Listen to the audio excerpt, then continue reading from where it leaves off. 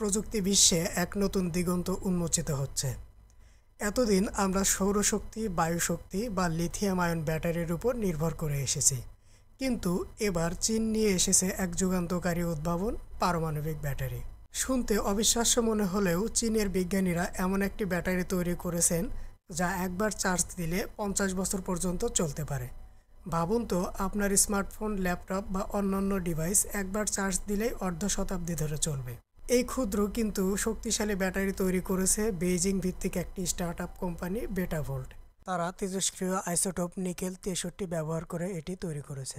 Nickel 63 হলো একটি তেজস্ক্রিয় isotope যা বিটা কণা নির্গত করে। বেটাভোল্ট এই বিটা কণাগুলোকে বিদ্যুতে রূপান্তরিত করার একটি অভিনব পদ্ধতি উদ্ভাবন করেছে। ব্যাটারিটি একাধিক স্তরে গঠিত। দুটি ডায়মন্ড সেমিকন্ডাক্টর স্তরের মাঝে স্থাপন করা হয়েছে একটি পাতলা নিকেল 63 স্তর। নিকেল 63 যখন বিটা কণা নির্গত করে তখন তা সেমিকন্ডাক্টরের সাথে ইন্টারাকশন করে এবং বিদ্যুৎ উৎপন্ন করে।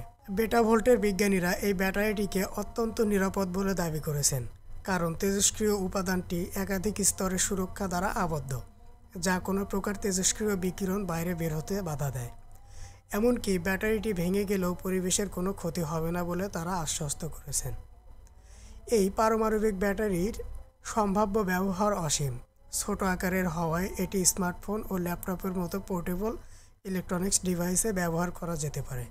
এছাড়াও এটি পেসমেকারের মতো মেডিকেল ইমপ্লিমেন্ট, ড্রোন এবং বিভিন্ন সেন্সরের জন্য দীর্ঘস্থায়ী শক্তির উৎস হতে পারে। ধারণা করা হচ্ছে এই প্রযুক্তি ভবিষ্যতে ইলেকট্রনিক ডিভাইস ব্যবহারের পদ্ধতিকে সম্পূর্ণ পরিবর্তন করে দেবে। বারবার চার্জ দেওয়ার ঝামেলা থেকে মুক্তি পাওয়া যাবে এবং ডিভাইসগুলো একটানা দীর্ঘ সময় ধরে কাজ করতে পারবে।